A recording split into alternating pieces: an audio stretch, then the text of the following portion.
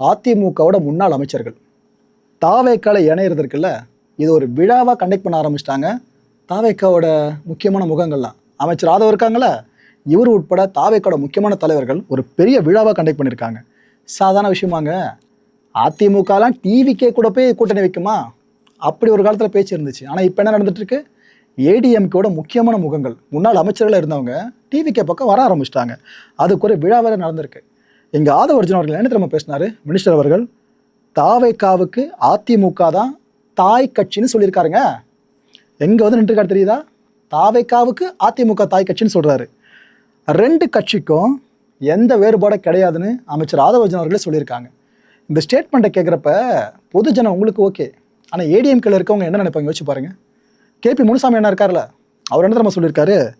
நாவடக்கம் ரொம்ப முக்கியம்பா, எல்லாம் மீறுறீங்கன்ற மாதிரி வார்த்தைகள் அவர் பயன்படுத்தியிருக்காரு. ஏன்னா ஆதவ அர்ஜுன் அவர்கள் நிகழ்ச்சியில் இது மட்டும் பேசலை, இன்னும் நிறைய விஷயங்கள் பேசவே தான் ஏடிஎம்கேல இருக்க முக்கியமான முகங்கள் ட்ரிகர் ஆக ஆரம்பிச்சிட்டாங்க.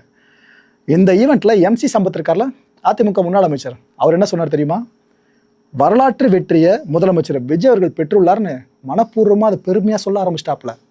இன்னொரு பக்கம் அதே ஈவெண்ட்டில் என்ஆர் சிவபதி அவர் என்ன சொன்னார்னா, எதையும் எதிர்பார்த்து இங்கே வரலப்பா அப்படின்னு இருக்காரு. பல பேரும் குற்றச்சாட்டு அடுக்குனாங்கள பதவி ஆசையில் போயிருக்காங்கன்னு. அது அவர் சொல்கிறாரு, எதை எதிர்பார்த்துலாம் வரல அப்படின்ட்டு. ஆனால் நான் ஒன்று ஓப்பனாக சொல்லட்டுமா உங்களுக்கு?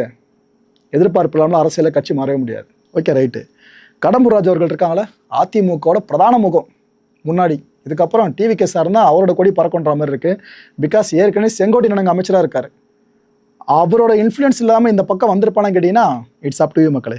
கடம்பூர் ராஜன் என்ன சொல்கிறாப்புல, 2011 சட்டப்பேரவை தேர்தலில் வேட்பாளர்களுக்கு விஜய் மக்கள் இயக்கத்தினர் இருக்காங்களே, அவங்க உறுதுணையாக நின்னாங்கப்பா.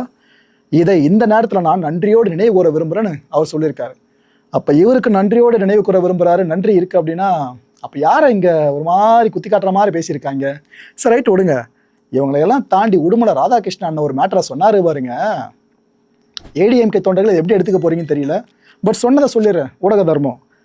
ஜெயலலிதா அவர்களை போல தான் நாங்கள் விஜய் அவர்களை பார்க்கணும்னு சொல்லிட்டாருங்க. ஒரே லைனில் முடிச்சாப்புல மொத்தமாக.